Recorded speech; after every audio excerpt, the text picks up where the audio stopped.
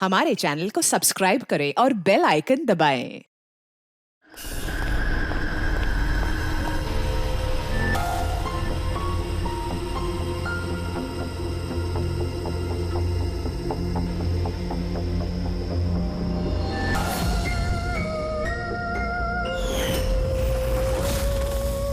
आनंद,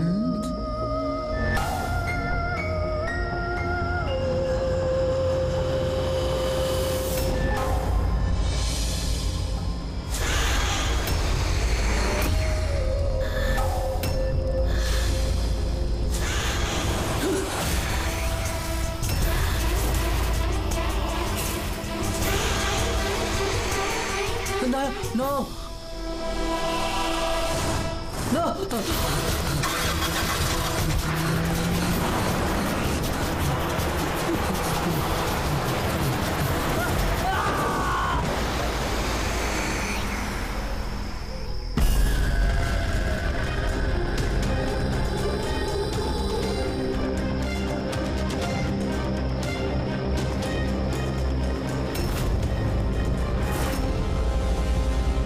sir crime scene पे ही हम लोग। पूछताछ चल रही है, मैं इन्फॉर्म करता हूँ आपको। जी सर। हाँ बताओ। आनंद पूरी पार्टी में हम सबसे अलग बैठा था, कुछ परेशान था और शायद घबराया हुआ भी। फिर अचानक से उठा, जोर जोर से चिल्लाने लगा और फिर बाहर चला गया। सर वो तो पार्टी के लिए हमेशा तैयार रहता था। मेरे ख्याल से हम सब में वही था जो पार्टी को सबसे ज्यादा एंजॉय करता था। लेकिन सर आज उसका पार्टी करने का मन नहीं था। पिछले कई दिनों से बहुत अजीब सा बिहेव कर रहा था। बात करते करते चुप हो जाता था और कई बार उसके मुंह से मैंने किसी ऐना का नाम सुना। नींद में भी ऐना ऐना बड़बड़ाता था। ऐना? कौन है ये ऐना? आप में से कोई भी नहीं जानता ऐना के बारे में? नहीं सर। रवि जी, अगर गाड़ी के सामने कोई अचानक आ जाए और ड्राइवर को ब्रेक मारना पड़े तो स्किड मार्क्स, टायर के निशान आते हैं सड़क पे। पर यहाँ पे ऐसा कुछ भी नहीं है। नहीं है? नहीं, मतलब ये एक्सीडेंट नहीं हो सकता। किसी ने जानबूझकर आनंद को उड़ाया गाड़ी से। ये सिल्वर गाड़ी XY 3240 किसकी है? मेरी है सर। पर सर मैं पूरी रात पार्टी में ही था, मैंने कुछ नहीं किया। गाड़ी की चाबी का मेरे पास है। लो। चाबी तो इसके पास थी, तो गाड़ी कौन चला रहा था? गाड़ी आनंद को उड़ाकर वहां वो जाके खड़ी होगी। दोबारा से खोलने का कोई निशान नहीं। तो जितने भी यहाँ है ना, उनमें से कोई तो ऐसे झूठ बोल रहा है। सबको ब्यूरो लेके चलते हैं। राजू, तुम्हारे दोस्तों का कहना है कि आनंद की अचानक पार्टी छोड़ जाने के बाद तुम भी अचानक से गायब हो गए पार्टी से। क्यों?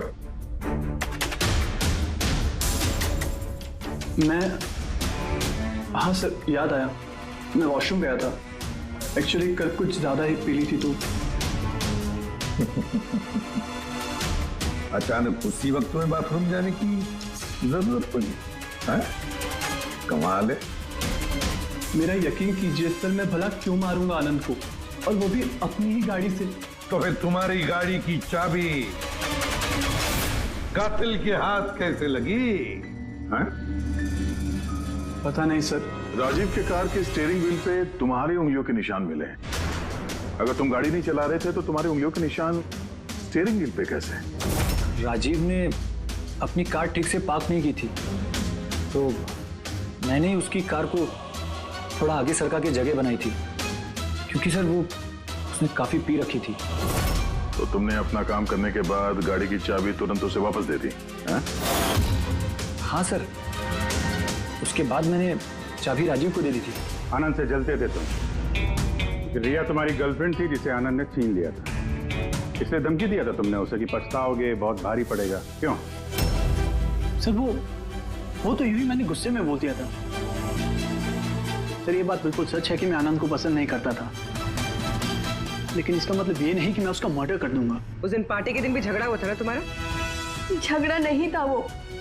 कपल्स के बीच कहासुनी होती रहती है और मुझे लग रहा था कि आनंद मुझसे कुछ छिपा रहा है और ये ऐना के बारे में भी मैं जानना चाहती थी कि कहीं उसका ऐना के साथ अफेयर तो नहीं चल रहा। ऐसा क्यों लगा था? मैंने बताया ना कि बहुत दिन से बहुत अजीब सा बिहेव कर रहा था, कभी भी ऑफिस से छुट्टी ले लेता था। और हाँ, कुछ दिन पहले एक बैग में बहुत सारा कैश लेकर कहीं जा रहा था। मैंने पूछा कि कहाँ जा रहे हो, क्या कर रहे हो, इतना सारा पैसा कहाँ से आया तुम्हारे पास, लेकिन कोई जवाब नहीं। इतना सारा पैसा लेके आनंद जा कहाँ रहा होगा? तो कोई उसे ब्लैकमेल तो नहीं कर रहा था? तो जिस दिन आनंद कैश से भरा बैग लेकर बाहर निकला था, उस दिन उसकी फोन की लोकेशंस का रिकॉर्ड है हमारे पास। है ना? है कौन ये? है ना? है कौन ये? बस ये भी पता लगाना पड़ेगा कि आनंद उस रात गया कहाँ था। इस आनंद की पूरी कुंडली निकालो। सर, उस दिन आनंद यहीं आया था। ये जगह कुछ जानी पहचानी सी लग रही है।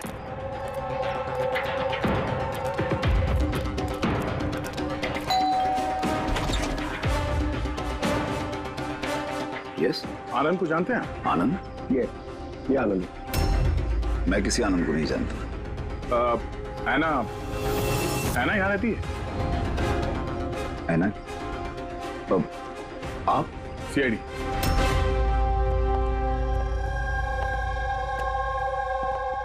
My wife Jennifer, my son Jacob.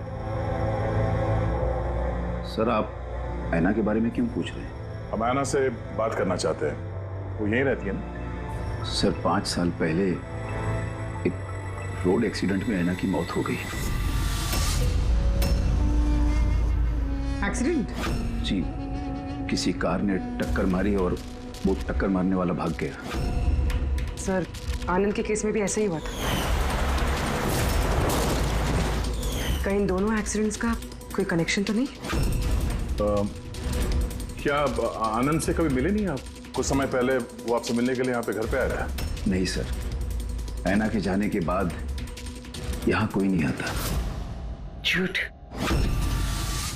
वो मरी नहीं, जिंदा है। मेरी ऐना जिंदा है।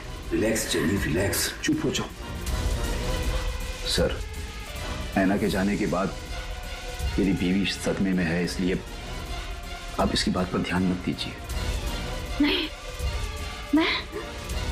मैं सच कह रही हूँ, मेरी ऐना मरी नहीं है, वो कहीं नहीं गई है। वो मुझसे मिलने आती है, अपनी माँ से बहुत प्यार करती है वो।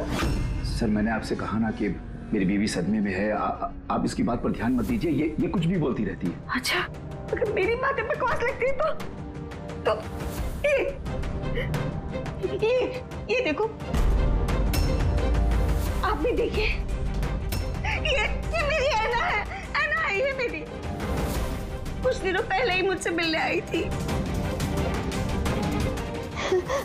मेरे पति की तबीयत ठीक नहीं रहती है ना, कुछ काम नहीं करते हैं ना वो, इसलिए ऐना ही तो घर खर्च के लिए पैसे छोड़कर जाती है यहाँ।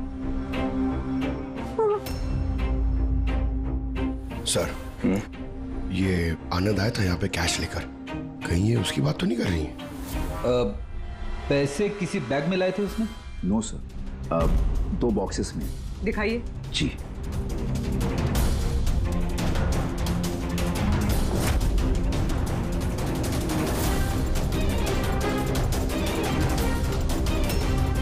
अब समझ में आया ये जगह मुझे जानी पहचानी क्यों लग रही है। मैं यहाँ पे आ चुका हूँ। यहाँ? हाँ। कब सर? करीब 5 साल पहले एक किडनैपिंग के केस के सिलसिले में पूछताछ करने आया था। विवेक, जिसे किसी ने किडनैप कर लिया, वो आपका स्टूडेंट था। उसके बारे में कुछ सवाल करना है। बहुत अच्छा लड़का था, बस वो ठीक हो और जल्दी घर आ जाए। कब से जानती हैं आप विवेक को? अभी कुछ महीने पहले मेरे पास ट्यूशन लेने आया था। और आखिरी बार कब देखा उसे? उसमें कोई चेंज नजर आया उसमें? मतलब कोई ऐसी बात जो आपको अजीब लगी हो? अभी कुछ दिन पहले मैं उसके घर गई थी, तभी तो सब ठीक था। फिर अचानक ये कि किडनैपिंग की न्यूज़। अगर उसे कुछ हो गया तो सर प्लीज प्लीज आप उसे ढूंढिए प्लीज। है ना, प्लीज प्लीज संभालो अपने आप को। डोंट वरी, विवेक सही सलामत वापस आ जाएगा। विवेक की फैमिली ने किडनैपर्स को फिरौती की रकम दे दी और उसके बाद वो घर भी वापस आ गया था। लेकिन किडनैप किसने किया था उसे ये आज तक पता नहीं चला। इतना तो मुझे भी याद आ रहा है कि उस किडनैपिंग के दौरान ही ऐना का एक्सीडेंट हुआ था।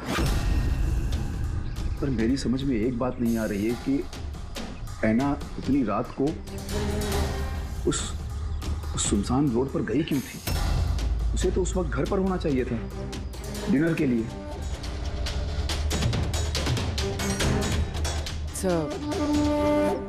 विवेक की किडनैपिंग और ऐना का एक्सीडेंट कोई इत्तेफाक तो नहीं हो सकता, जिसे सब लोग हिट एंड रन केस समझ रहे हैं। कहीं वो मर्डर तो नहीं? 5 साल पुराने हिट एंड रन केस को फिर से देखने की जरूरत है। इस केस से जितने भी जुड़े हुए लोग हैं उन सबसे मिलना पड़ेगा, और वो पुलिस टीम जो इस केस पर थी उनसे भी। और सबसे पहले इस विवेक से बात करना बहुत जरूरी है। वही हमें बता सकता है इस किडनैपर के बारे में। सर, जिस रात ऐना का एक्सीडेंट हुआ था उस रात पुलिस ने नाकाबंदी कर दी और जितनी भी गाड़ियां वहां से क्रॉस हुई थी सबकी एक लिस्ट बनाई। ये लिस्ट मेरे पास है सर। पहला नाम किसका है? सर, पहला नाम है राकेश। मुझे कुछ नहीं मालूम सर, गाड़ी का तलाश लिया, मुझे जाने दिया। और दूसरा नाम? दूसरा नाम है दुष्यंत सर। मैंने उस रात किसी को नहीं देखा। और तीसरा कौन? तीसरा नाम है अशोक। सर 5 साल पहले पुलिस पूछताछ कर चुकी है और आप आज वही सवाल मुझे पूछ रहे हैं। जो पूछा गया उसका जवाब दो। सर उस एरिया में मेरी गाड़ी थी, पुलिस की टीम आई भी थी चेक करने के लिए, लेकिन कुछ मिला नहीं। सर गाड़ी से एक्सीडेंट हुआ ही नहीं है तो सबूत कहां से मिलता? सर 5 साल पुराना केस है और ऐसे केस में नया सुराग मिलना बड़ा मुश्किल है। कोई और नाम है लिस्ट में? हाँ सर, एक मिनट।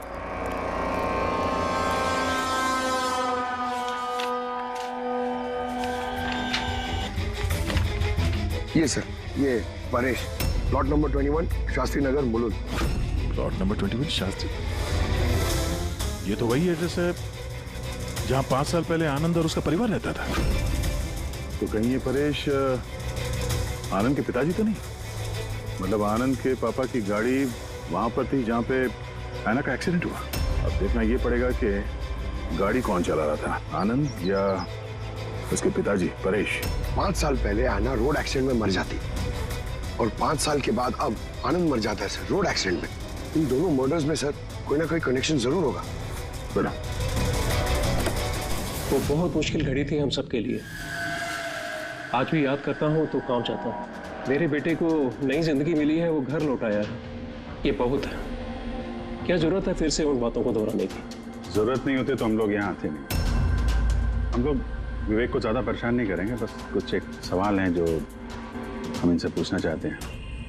देखिए, विवेक पर उस घटना का असर अभी भी है, इसलिए हमने उसके लिए एक काउंसलर रखी है। जी, मैं सोनिया सर, विवेक की काउंसलर हूँ, उसकी मदद कर रही हूँ इस भयानक हादसे की यादों से निकलने में।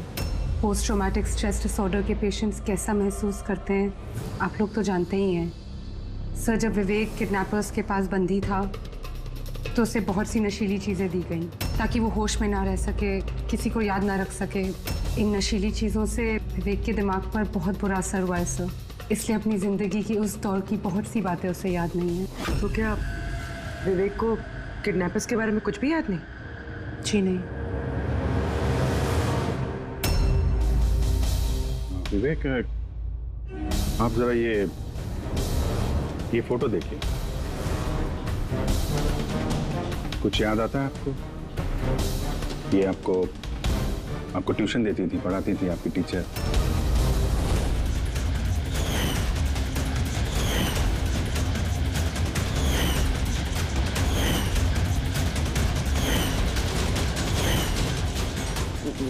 ये वहां थी खिड़की के पास। खिड़की कहाँ पे? जहाँ मुझे उन लोगों ने बांध के रखा था।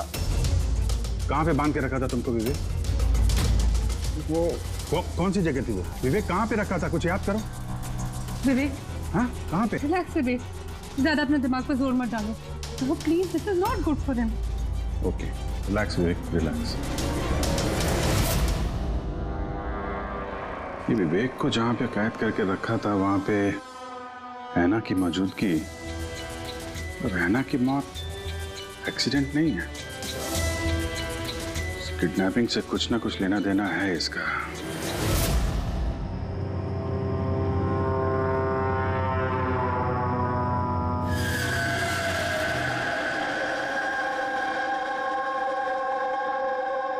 पंकज, एक बात समझ में नहीं आ रही है। 5 साल पहले मरी हुई लड़की अपनी माँ से मिलने कैसे आ सकती है? यही तो हम पता करने आए ना फ्रेडी सर। हाँ यार, ये आत्मा वात्मा का चक्कर ना हो बस। यार क्यों जबरदस्ती ऐसी बातें करते हो आप यार? डर लगता है।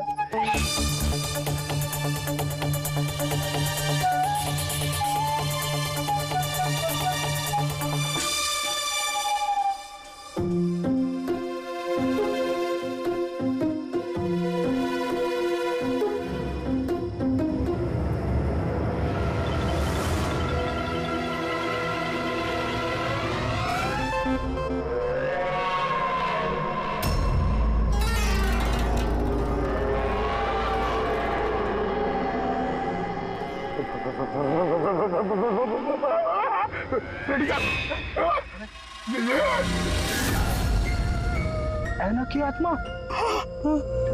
फ्रेडी सर, आप एक काम करो, आप आगे से जाओ, मैं पीछे से आता हूँ। ओके? अरे पंकज, ये आना जाना छोड़ दे, चलेंगे तो साथ में चलेंगे।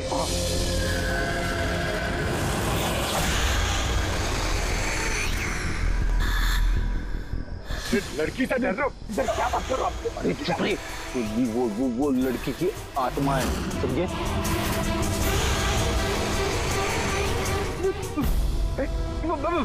कहाँ गई? अरे इधर ही तो थी सर, कहाँ गई? अरे क्या बात कर रहे हो यार? देखते देखते एक लड़की आंखों के सामने से गायब हो गई, ऐसे कैसे? हम लोग सच कह रहे हैं, हम लोग का पूरा ध्यान था उस पर, मगर वो पलक झपकते ही गायब हो गई। सर, मैं दावे के साथ कह सकता हूँ वो एक आत्मा ही थी। एक अच्छी खबर है भाई। क्या है सर, बताइए। ये जो 2 डब्बे हैं, इन डब्बों में ऐना की फैमिली को रुपए भिजवाए गए थे भाई। इनमें से ये एक डब्बा तो आनंद का है, लेकिन ये दूसरा डब्बा ये आनंद का नहीं। क्या? ये आनंद का नहीं है? कैसे? ऐसे, इस डब्बे पर ये जूते का नंबर लिखा हुआ। क्या नंबर? 11। और आनंद के जूते का नंबर क्या था? 8। तो अब ये जूता आनंद का तो नहीं हो सकता, और वो रहता भी अकेला था, तो ये भी नहीं कह सकते कि किसी फैमिली मेंबर का होगा। डॉक्टर साहब, ये भी तो हो सकता है कि आनंद ने ये बॉक्स कहीं और से लाया। हो सकता है, दया जरूर हो सकता है, लेकिन भाई अगर आनंद ये बॉक्स कहीं और से भी लाया होता तो आनंद की उंगलियों के निशान तो इस डब्बे पे होते ना। आनंद की उंगलियों के निशान है ही नहीं इस पर, तो फिर। तो ऐसा बोलो ना सर, घुमा फिरा के बोलो यार। सालू क्यों ना यार। मतलब सर कोई और भी जिसे ब्लैकमेल किया जा रहा है? इसका मतलब है ऐना के परिवार को कोई चोरी छुपे मदद करने की कोशिश कर रहा है, लेकिन क्यों? कहीं ऐसा तो नहीं कि वो अपने आप को ऐना की मौत का जिम्मेदार समझता है और इसलिए? हो सकता है। अच्छा डॉक्टर साहब, ये जो बॉक्स मिला है 11 नंबर वाला, इसमें से कुछ और मिला? आपको कुछ बता सकते हैं? हाँ, ये कंपनी का एक कागज था जो चिपका हुआ था। सब कुछ तो फाड़ दिया है, लेकिन इस पर 2 अक्षर लिखे हुए SH। इस बॉक्स पे ये बार कोड तो है, तो उसको ये तो पता चल जाएगा कि बॉक्स आया कहाँ से था। सर, पिछले 1-2 महीने में तो हमने सैकड़ों जोड़ी जूते बेचे, फिर कैसे याद रहेगा कि कौन से डब्बे में किस ग्राहक को जूते बेचे थे? तुम्हारी बात सही है, लेकिन ऑनलाइन बिजनेस है ना तुम्हारा, तो किसी ई-कॉमर्स वेबसाइट के जरिए बेचते होगे। जी सर। तो हमें शू बॉक्स पे एक छोटा सा लेबल मिला है, तो तुम अपना रिकॉर्ड दिखाओ जरा, हम चेक कर लेंगे। Sure sir.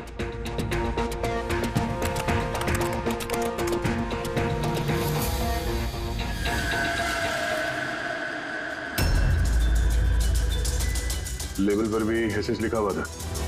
तो कहीं ये वही आदमी तो नहीं जिसकी हमें तलाश है? एड्रेस भी तो है इसमें। चलो शेखर कुमार का इतिहास निकालते हैं।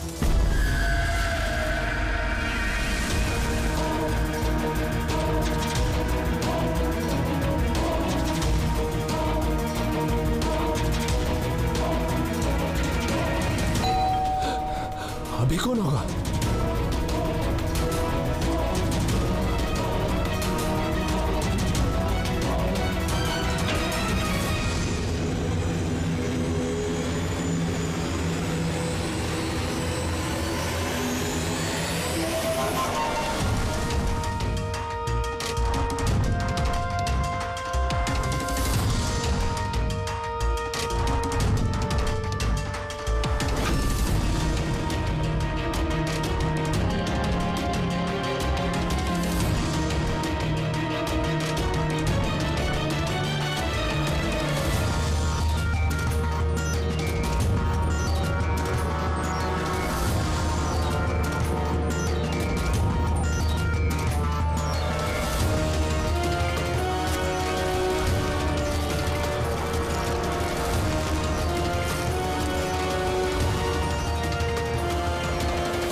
लव एना?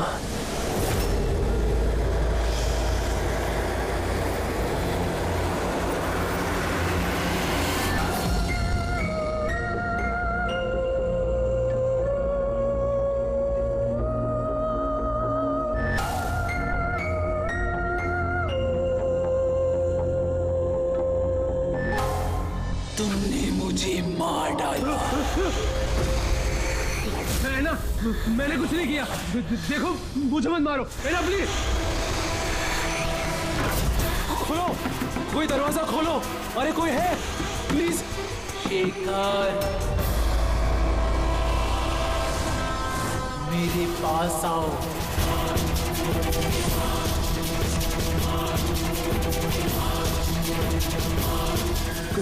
कौन है?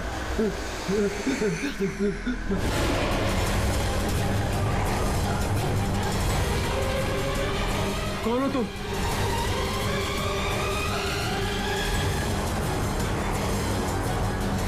कौन हो तुम?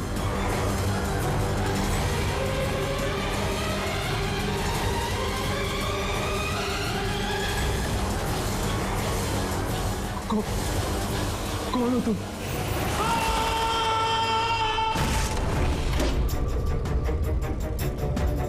शेखर,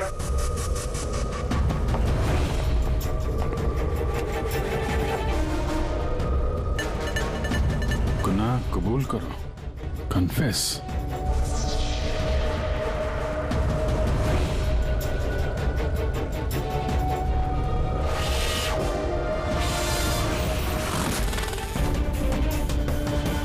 लव एना, ये शेखर कहाँ है?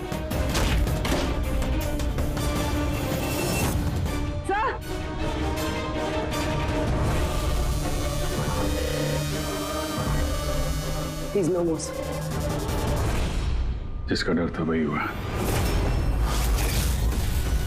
एना, संभालो अपने आप को। एना का बॉयफ्रेंड शेखर है ये। पहले आनंद और अब शेखर। सर इसलिए ये पैसे देकर आना की मदद कर रहा था, लेकिन कुछ ना कुछ तो गलत किया है इसने, इसलिए बाहर दीवार पे लिखा है कन्फेस, गुनाह कबूल करो। घर की तलाशी लेते हैं।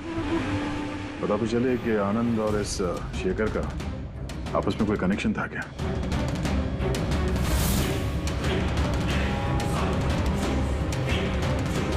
ये देखा, ये आनंद और शेखर की फोटो दोनों एक साथ। सर सर ये देखिए, शेखर ने 5 साल पहले एक लग्जरी कार खरीदी थी, उसके पेपर्स, और एक बहुत ही महंगा घर किराए पे लिया था। सर ये देखिए, 5 साल पहले किडनैपिंग हुआ था। अब 5 साल पहले ही शेखर ने ये सब खरीदा। उस वक्त तो ये काफी गरीब था, पैसे वैसे थे नहीं इसके पास।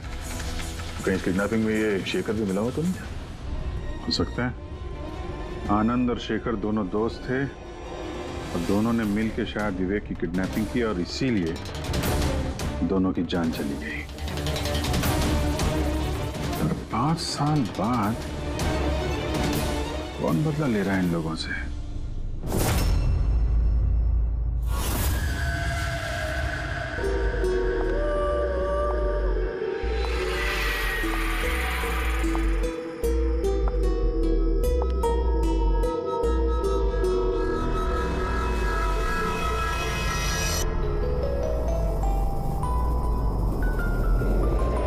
सर, यही वो आत्मा है, लड़की की आत्मा।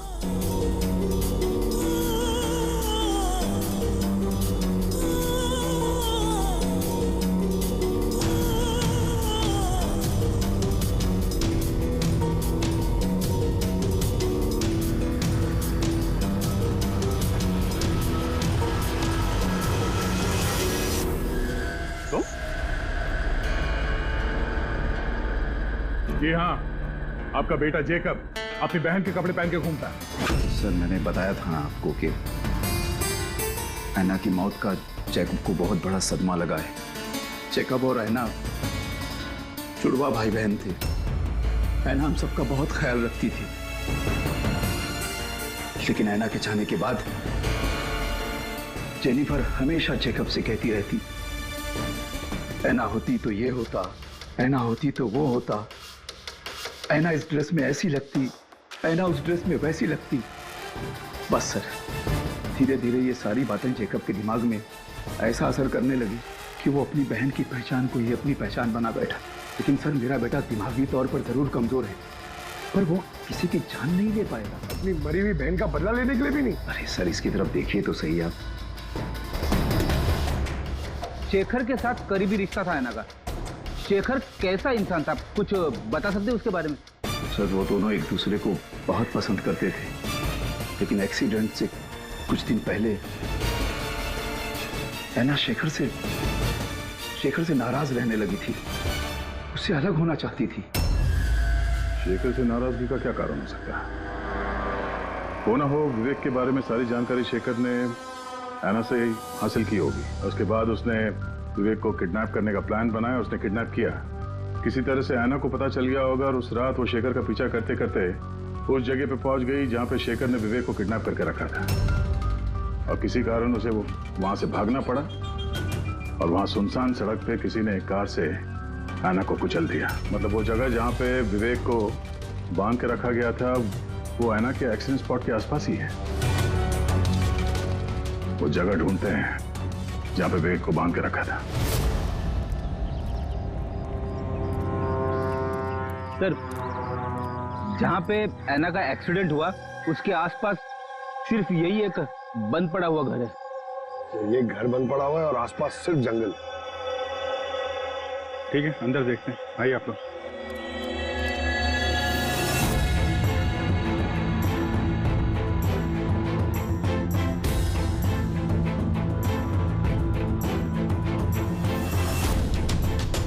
विवेक, ध्यान से देखो और अच्छी तरीके से याद करो। क्या ये वही जगह है जहां पे तुमको लाया गया था? हैं?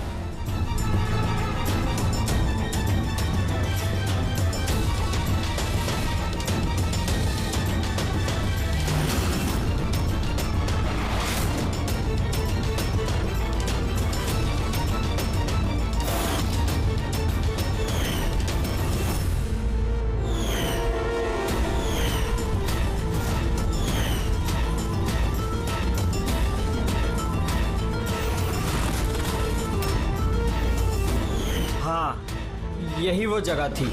यहाँ ऐना दीदी खड़ी थी और वहाँ वो दो लोग। क्या ये दोनों थे यहाँ पर? इन दोनों में से किसी ने तुम्हें किडनैप किया था? नहीं सर, उन लोगों ने ऐसे मास्क पहन के रखे थे, सिर्फ उनकी आंखें देख रही थी। और वो तीसरा आदमी जो था। तो तीसरा कौन था, उसको देखा तुमने? नहीं, वो वहाँ दरवाजे के पास खड़ा था और दो लोग जो मेरे सामने खड़े थे उनमें से उसके पास चल के गया और वो कुछ बात कर रहे थे किसी बारे में। क्या बात कर रहे थे, कुछ सुना तुमने? हाँ विवेक, सोचो, शायद कुछ याद आ जाए। It's okay. Relax. Sir, please. कोई बात नहीं, रिलैक्स रिलैक्स रिलैक्स। ओके, आप लोग इसको बाहर ले जाइए, ठीक है? जाओ बेटा। तीसरा आदमी तो मतलब शेखर और आनंद की तरह उस तीसरे आदमी की जान को भी खतरा हो सकता है। इसके पहले कि खूनी उस तक पहुंचे, हमें पता लगाना होगा ये तीसरा आदमी है कौन। सर, शेखर के फोन रिकॉर्ड से पता चला है कि पिछले कुछ दिनों में उसने एक नंबर पे कई कॉल्स किए। किसके फोन पे? सर, ट्रेस नहीं हो पाया, बर्नर फोन है। सर, शेखर ने फोन से अपने सारे मैसेजेस डिलीट कर दिए, मगर हमने रिट्रीव कर लिया सर। पहला मैसेज है, 5 साल पहले का राज कोई जान गया है, क्या करें। दूसरा मैसेज, बहुत बड़ी प्रॉब्लम में हूँ, मदद चाहिए तुम्हारी। थर्ड मैसेज, तुमसे बात करनी है, कॉल मी प्लीज। चौथा मैसेज है, वो चाहते हैं मैं अपना गुनाह कबूल करूं, अब बर्दाश्त नहीं होता। अगर मैं फंसा तो याद रखना तुम भी नहीं बचोगे। अभी जा रहा हूँ ऐना के घर, उसके माता पिता को सब बता दूंगा। सर, विवेक की किडनैपिंग में ये शेखर शामिल था। अगर ये बात शेखर ने ऐना के परिवार वालों को बता दिया था, तो ऐना के परिवार वालों ने पुलिस को ये बात क्यों नहीं बताई? वही तो, पुलिस और सीआईडी से सच छुपाए। कहीं ऐसा तो नहीं कि ऐना की मौत का बदला लेने वाले उसके घर वाले ही हों? मैं सच कह रही हूँ सर, हमारी शेखर से कोई बात नहीं हुई। वो हमारे घर आया ही नहीं। और सच कहती हूँ सर, अगर वो हमारे घर आया होता ना, तो मैं उसे उसी वक्त कहती कि चलो अभी पुलिस को सब बता देते हैं। मैं हमारी बेटी की कसम खाकर कहती हूँ। सर, हमारा यकीन मानिए, सच कह रहे हैं हम लोग।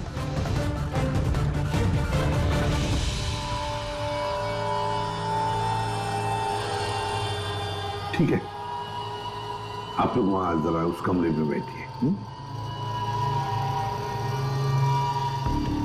पंकज,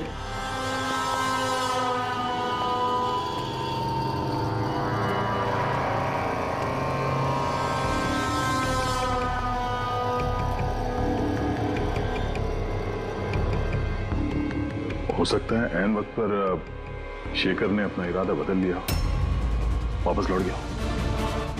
ये हो सकता है कि वो घर तक पहुंचा ही ना, उस तीसरे आदमी ने उसे ऐना के घर के बाहर ही रोक लिया हो, ताकि वो अपना गुनाह कबूल ना कर सके।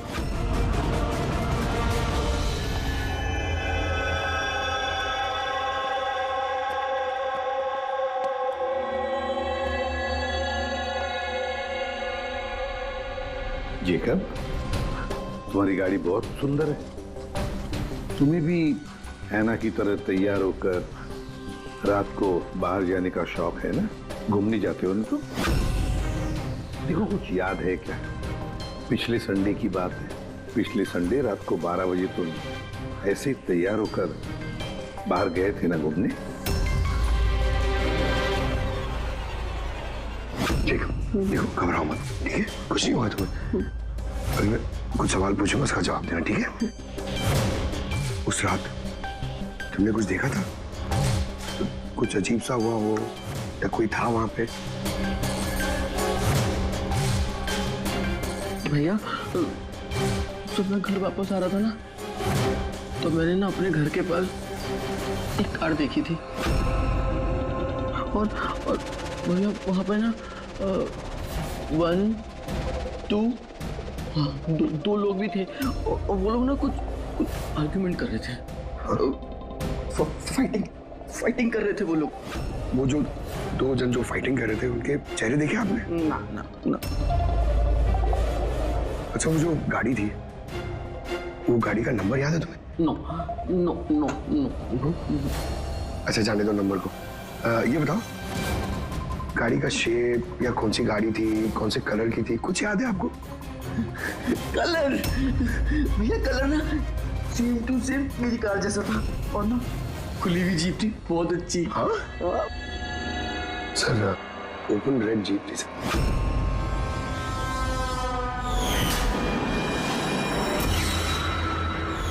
आनंद के एक्सीडेंट के समय जो लोग पार्टी में मौजूद थे उनकी गाड़ियों के साथ एक लाल कलर की जीप थी ऐसी। मतलब वो तीसरा किडनैपर अभिजीत, आनंद और शेखर का हत्यारा, वो भी उस पार्टी में मौजूद था।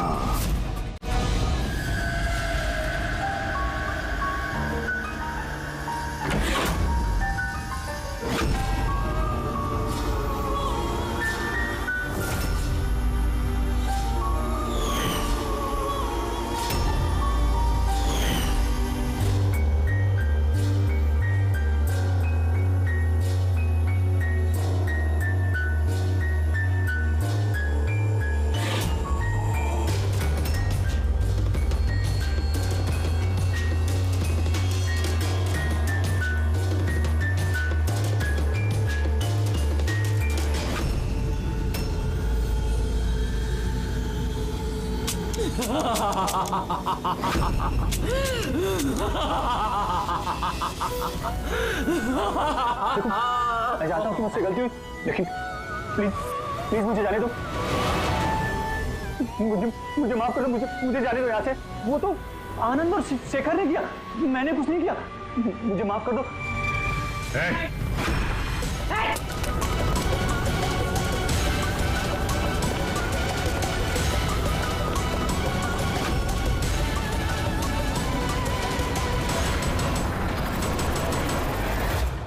विवेक पर उस घटना का असर अभी भी है, इसलिए हमने उसके लिए एक काउंसलर रखी है।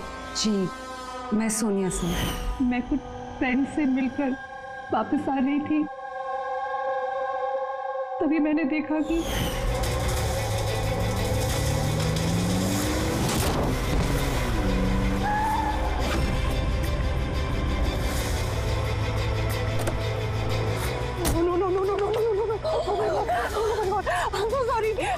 मैं भी एम्बुलेंस बुलाती हूँ, कुछ नहीं होगा तुम्हें। कौन है वो? कौन है वो? शेखर। हाँ। और तीसरा आदमी कौन है वो?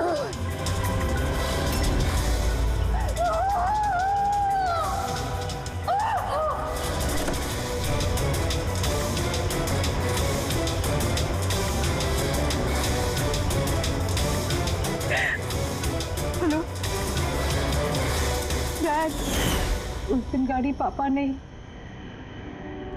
मैं चला रही अनजाने में ही सही जान ली थी मैंने उसकी, बस पुलिस को सच बताने की हिम्मत नहीं कर पाई। तो मुझे एक हफ्ते में यूएस जाना था पढ़ाई के लिए।